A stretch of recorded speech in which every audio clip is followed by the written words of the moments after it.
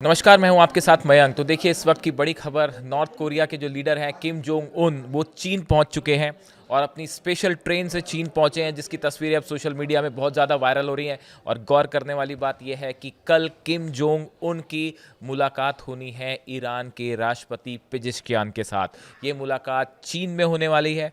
देखिए चीन में जो है वो एक बड़ी बैठक है, जिसमें विक्ट्री डे परेड में भी सब शामिल होने वाले हैं। करीब 26 देशों के राष्ट्राध्यक्ष वहाँ पे होंगे और उसमें शी जिनपिंग तो खुद होंगे ही, ईरान के राष्ट्रपति भी हैं और किम जोंग उन जो हैं वो चीन पहुँच चुके हैं। ये बड़ी खबर जो सामने आई, उसकी तस्वीरें आई हैं।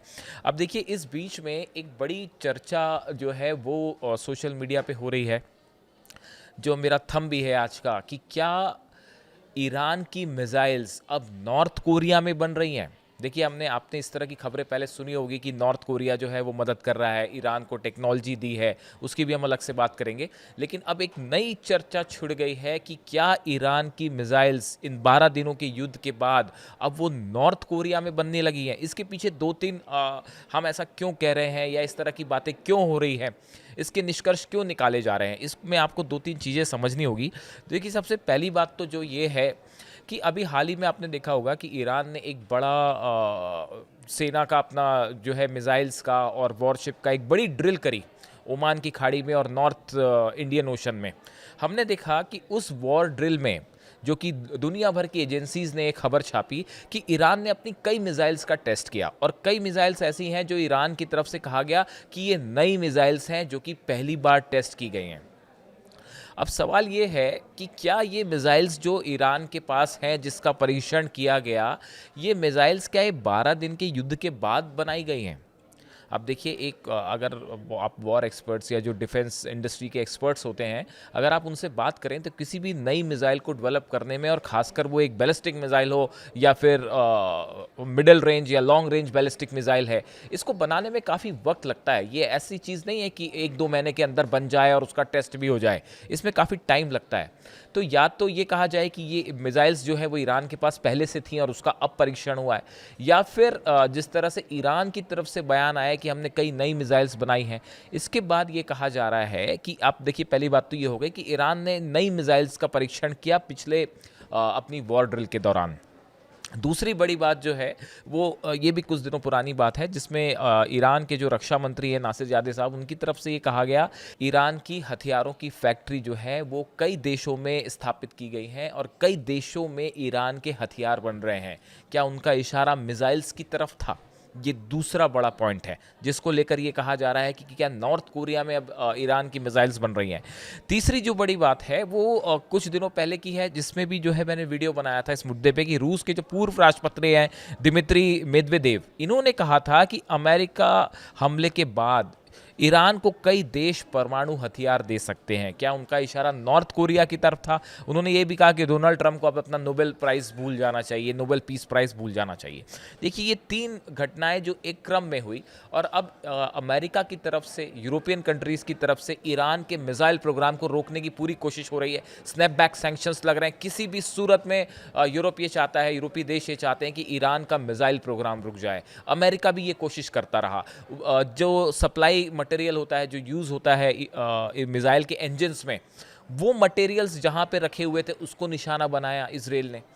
जो लॉन्च पैड्स थे उनको तबाह करने की कोशिश की गई। इन सूरत में क्या अब नॉर्थ कोरिया में बनेंगी ईरान की मिसाइल्स? देखिए किम जोंग उन चाइना पहुंच गए।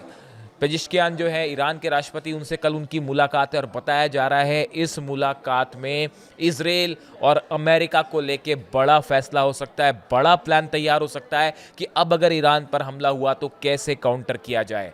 क्या हथियार मिसाइल प्रोग्राम को लेके ईरान का मिसाइल प्रोग्राम कैसे आगे बढ़ेगा, सॉलिड फ्यूल कैसे सप्लाई होगा, लिक्विड फ्यूल कैसे सप्लाई होगा, जो अलग अलग मटेरियल्स यूज़ होते हैं मिसाइल्स में, फाइबर्स यूज़ होते हैं, वो कैसे सप्लाई किए जाएंगे।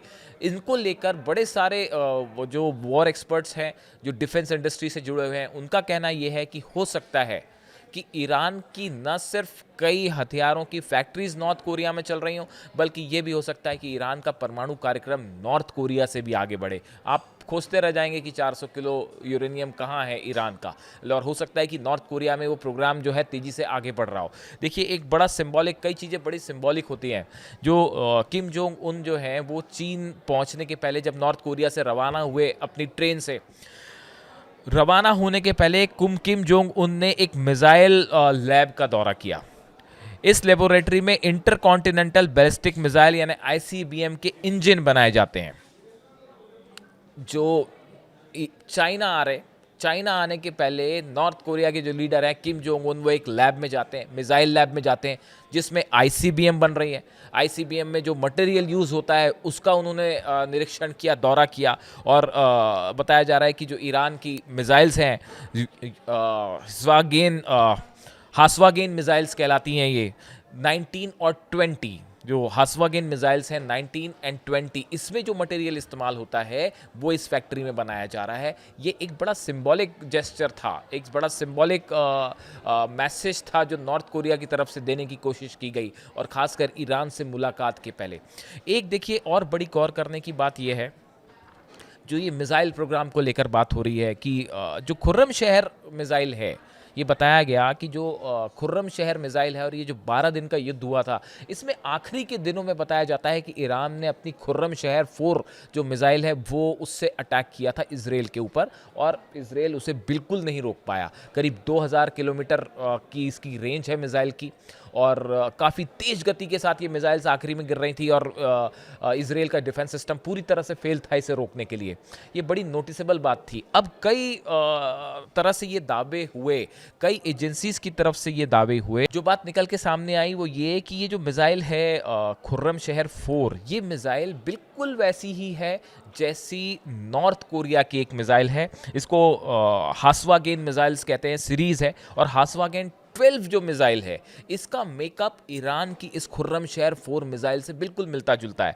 और खबरें इस तरह की भी आई कि जो है BM-25 के नाम से ये मिसाइल्स की जो टेक्निक है वो नॉर्थ कोरिया ने ईरान को दी थी, और उसी से ईरान ने ये मिसाइल डेवलप की है। यानी नॉर्थ कोरिया और ईरान के बीच बड़ा मिसाइल कोऑपरेशन हमने पहले भी देखा। और जो ये मिसाइल है नॉर्थ कोरिया की हास्वागेन मिसाइल जो है 12, जो बताया जाता है कि ईरान को उसकी टेक्निक दी गई, ये मार्क 16 की स्पीड पे ट्रैवल करती है। ध्वनि जो साउंड की स्पीड होती है इससे 16 गुना तेज। आप सोचिए इसे रोकना कितना मुश्किल हो।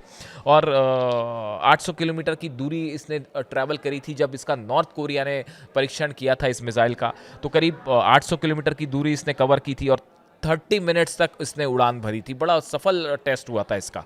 तो अब देखिए कई मिसाइल्स ऐसी हैं जिन्होंने बड़ा नुकसान पहुंचाया इसराइल को 12 दिन के युद्ध में, और उसमें से ये जो खुर्रम शहर 4 मिसाइल है, जो डिफेंस इंडस्ट्री से जुड़े एक्सपर्ट बता रहे हैं कि नॉर्थ कोरिया की मिसाइल टेक्निक से एकदम मिलती जुलती मिसाइल थी, और ये बड़ा एक पहेली थी इसराइल के लिए आखिरी में रोकना। और जो नासिरजादे साहब हैं ईरान के डिफेंस मिनिस्टर, उनकी तरफ से तो ये बात भी कही गई थी कि जो युद्ध 12 दिन चला, अगर वो 15 दिन चल जाता तो आखिरी के 3 दिनों में वो मिसाइल्स ईरान इस्तेमाल करता जो शायद इस्तेमाल नहीं हुई थी, या बहुत 1-2 ही इस्तेमाल हो पाई थी, और उसे इसराइल नहीं रोक पाता और बड़ा नुकसान होता है इसराइल का। इस बात को अमेरिका समझ चुका था, इसी वजह से ट्रंप ने आनन फानन में जो है वो सीज फायर का अनाउंसमेंट किया।